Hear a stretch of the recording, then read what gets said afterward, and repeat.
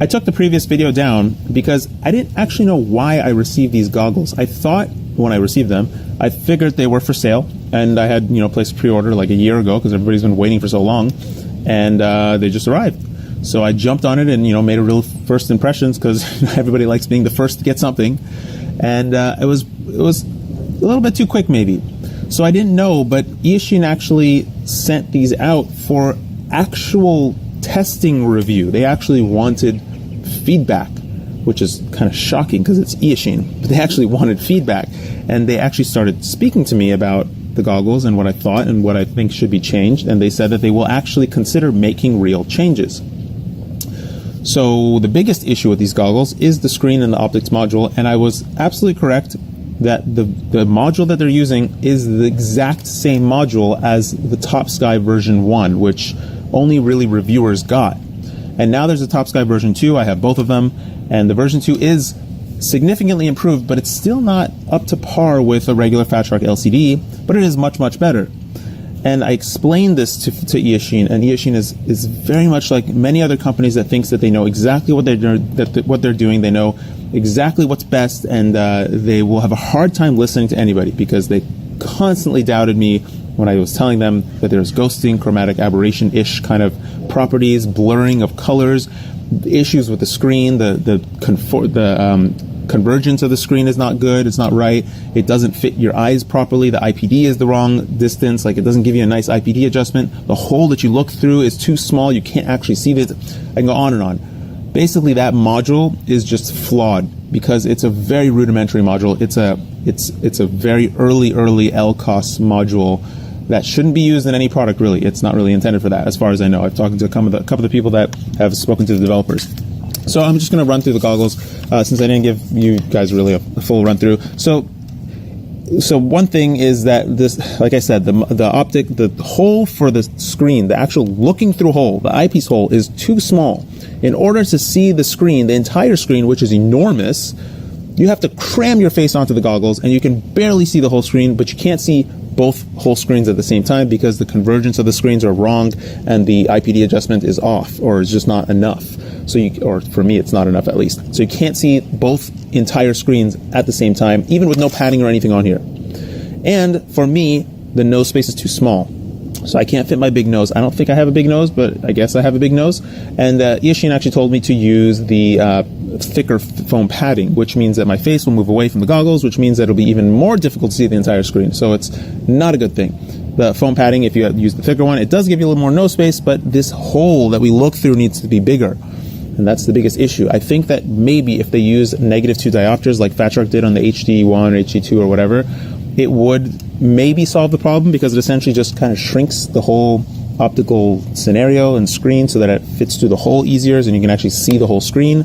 But yeah, that's a whole other issue. Other things are the DVR is not finished and it's not good. Like I said, this is a very early review unit. They said they're going to change things about it. I don't know, but we'll see. The DVR is super washed out. I'm not even going to show you, and it records in 25 frames per second at like 740 by something resolution.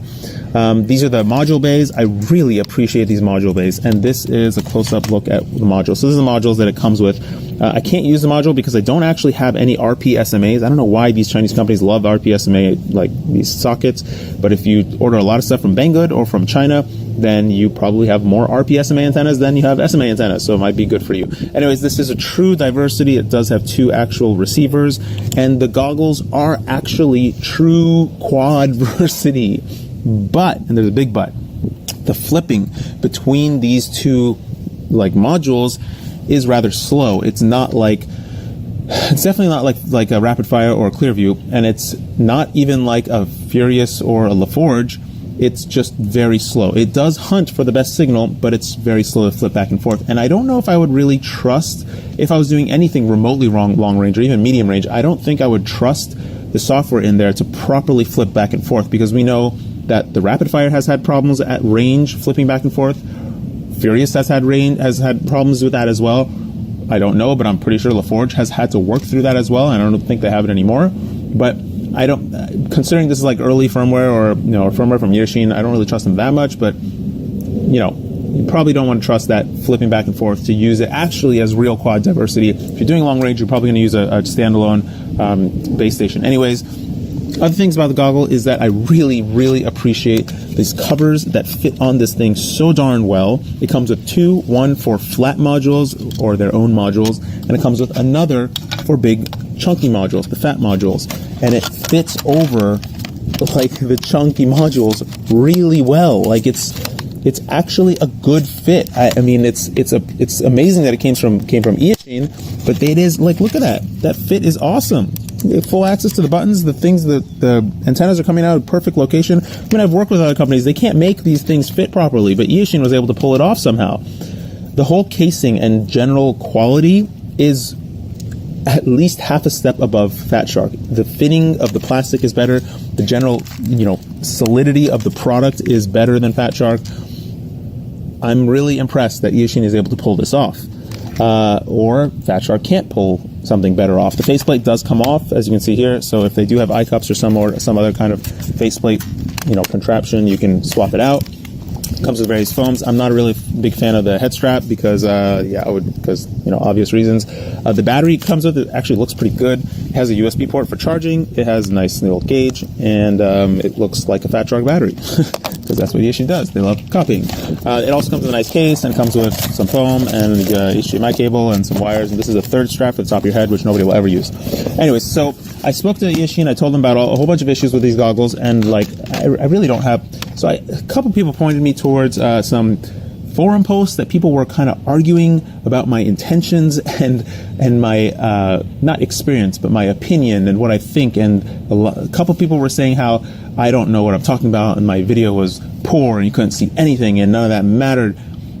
I mean, I don't even know what to say, because I don't do these videos for myself. I do these videos for the community because I enjoy my interaction with you guys. And I have no reason to mislead you. None. If anything, I will tell you that a product sucks before I tell you that it's good. So if I say a product is good, it's actually good. But that'll be left up to you if you think the price is worth it. Because high-priced things are usually good. Low-priced things are usually not, but some of them can be very good. And I look for those and point them out. And whatever, I'm just going to stop about that. So yeah, I've talked to Eachine. I told them about the chromatic issues of the blurring and everything, and they told me there was settings, where you put the module, various other things. I said, no, that's not true. They sent me a video, and in the video, they actually took a video of their own goggles working, and they said, look, this is how it looks like when you do it right. And I said, that looks exactly like what I'm getting right now. And now you were watching the video. And then I took screenshots of the video and I sent them back what I was talking about, because clearly they don't really fully understand what I'm saying when I try to translate. There is something lost in translation. And we went back and forth for an hour, 2 hours, and they sent me a huge email from the engineers discussing all the issues that I told them about. I mean, I told them a lot of issues. So I'm very critical of these things. So I told them a lot of issues, but the biggest issues are that they have to fix the firmware, the DVR firmware, and they should also add a cap or something so that the goggle actually saves the file to the DVR when you unplug the battery, because right now it doesn't. You have to push the DVR button for it to save. They need to change the optics and screen module. Of course, they would love to say that they're 720p, which they actually are 720p, because the module is 720p. That doesn't really matter in this area, because we don't have a source for 720p. We have a crappy analog source, and the upscaling for the screen makes it a little blurry, and it's not actually any good. The whole module just needs to be changed. It's just not good. Anyways, I just wanted to give you guys that because it was a little bit quick, and I really hope Eachine improves this thing and gets us something that we can actually recommend, actually use, that's not grossly overpriced, and is at least equivalent to Fat Shark, if not better. I really hope that Fat Shark figures out how to make an on-off button, because that would be great. And I hope they figure out how to make larger holes for their screens, because then they would just take out any competition in the future, because I think that's really the golden ticket. Make the lens larger so that you can't have blurry edges and you can actually see the whole screen. Maybe that's just me, but whatever. That's that. I hope this was informational. Feel free to ask any questions about them. I've used them kind of extensively at this point for a whole bunch of packs, and if they don't fix that screen module, doesn't matter how much they sell it for, $100, $200, $300, it makes me sick to use them, because the blurring is just so disorienting that you can't really see. If you do anything fast motion, a flip, a roll, turn, whatever, you can't really see what's going on. So I wouldn't recommend them if they're going to stick with this screen module, although this is an early version. We will see what happens in the near future. I hope they listen. Take care. Floss your teeth. Bye-bye. I took the